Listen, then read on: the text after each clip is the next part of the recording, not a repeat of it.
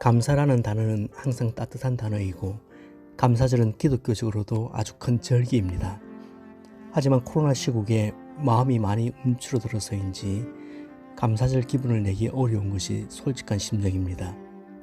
물론 감사를 잊고 살다가 특별히 이런 절기에만 감사거리를 끄집어낸다는 것도 쑥스럽기도 하고 어색하기도 하죠. 마음 같아서는 올해 감사절도 그냥 건너뛰면 좋겠다고 말하고 싶습니다. 하지만 이럴 때일수록 감사의 마음이 더 필요하고 감사의 표현이 더 절실하다는 사실을 기억해야 할 것 같습니다. 18세기 스페인의 영성가였던 아벨라이 조는 이렇게 말합니다. 상황이 어려울 때 행하는 한 번의 감사 표시는 상황이 좋을 때 행하는 1000번의 감사 표시와 같은 가치를 가진다. 사실 우리 경험도 이 말을 지지합니다.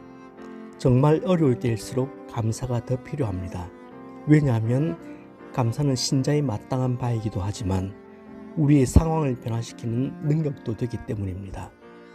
그렇다면 무엇을 감사할까요? 얀 다가체라는 분이 쓴 책 가운데 하나님을 찬양할 10,000가지 이유라는 책이 있습니다.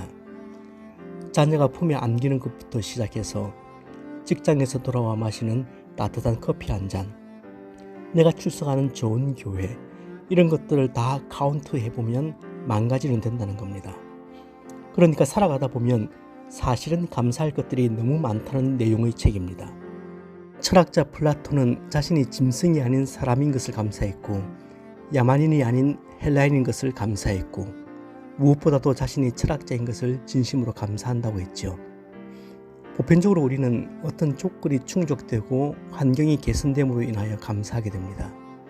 하지만 어떤 크고 작은 조건이 충족된 것으로 인하여 드리는 감사는 위험할 수 있다는 생각이 듭니다. 정말 그것 때문에 감사한다면 그 조건이 사라질 때도 과연 감사할 수 있을까 하는 생각 때문이고, 반대로 그런 것들을 충분히 누리지 못하는 사람들은 도대체 어떻게 감사해야 하나 그런 의문도 있기 때문입니다. 아울러 우리는 조금 더 어려운 사람들이나 힘들었던 이전의 상황들과 비교해서 감사의 이유를 찾습니다. 여보, 김 집사님네 자녀들이 문제가 많대요. 그래? 거기 비하면 공부는 못해도 속 안 썩이는 우리 애들은 참 감사하네. 집사님, 박 집사님 가게가 너무 어려워서 문을 닫으려고 하네요. 그래요? 그래도 우리는 손님은 좀 줄었지만 손해는 안 보니까 정말 감사한 거네요. 물론 이렇게라도 감사의 이유를 찾아 살리는 마음은 이기적이라기보다는 귀하다 말할 수도 있습니다. 하지만 그들의 아픔을 보면서 나는 그렇지 않으니 감사한다는 말은 아무래도 신앙 공동체에서는 어울리지 않는 감사 같아요. 오늘 본문은 우리 감사가 조금 달라져야 함을 보여주는 것 같습니다. 바울은 어떤 형편에든지 자족할 수 있다고 합니다. 비천에 처하든지 풍부에 처하든지 배고픔에 처하든지 배부름에 처하든지 어떤 환경에도 의연하게 대처하고 감사할 수 있는 일체의 비결을 배웠다고 말합니다. 지금 바울은 가난과 궁핍을 예찬하고 있는 것이 아닙니다. 여러분, 가난 자체는 좋은 게 아닙니다. 몸이 아픈 것도 좋은 게 아닙니다. 한번 찌들리게 가난해보고 죽도록 아파보세요. 2번 다시 그런 말이 나오나? 자족하며 감사한다는 말은 그런 열악한 상황을 기뻐하며 좋게 여긴다는 말이 아닙니다. 이 말씀의 의미는 설령 내가 그런 힘겨운 상황에 처한다고 할지라도 그 속에서도 하나님의 다스림과 주권을 인정하겠다는 말입니다. 어떤 방향으로 인도해 주실 줄은 아직은 몰라요. 하지만 하나님의 인도하심을 분명히 신뢰할 수 있다면 어느 쪽으로 인도하셔도 그것이 나에게 최상이고 최선임을 믿는다는 거죠.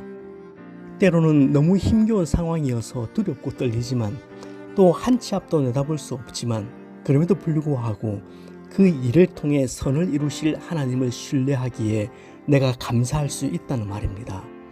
그러니까 지금 바울이 말하고 있는 이 만족은 하나님의 주권과 섭리에 대한 만족을 의미하지 상황과 환경에 대한 만족을 의미하는 것이 아닙니다. 내게 능력 주시는 자 안에서 내가 모든 것을 할 수 있다는 고백도 같은 맥락에서 이해하셔야 합니다. 이 말씀은 하나님의 능력으로 내가 어떤 어려운 상황도 극복할 수 있다는 긍정의 힘이나 적극적 신앙을 의미하는 말씀이 아닙니다. 이 말씀은 내 사전에 불가능은 없다는 나폴레옹식의 호연적의 처세술도 아니고 자기 암시나 자기 최면도 아닙니다. 빌립보서는 가택 연금에서 굶주리며 비참한 삶을 살든 그렇지만 조금도 그 상황에 주눅들지 않고 죽음마저도 기꺼이 수용하겠다고 결심하는 바울의 비장한 마음을 담은 편지입니다.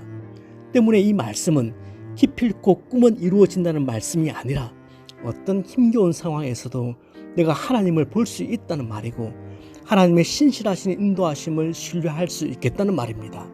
그러니까 우리가 감사할 수 있는 이유는 단순히 상황이나 여건의 좋아짐 때문이 아니라 하나님의 세밀하고 치밀하신 섭리와 주권을 내가 인정할 수 있기 때문입니다.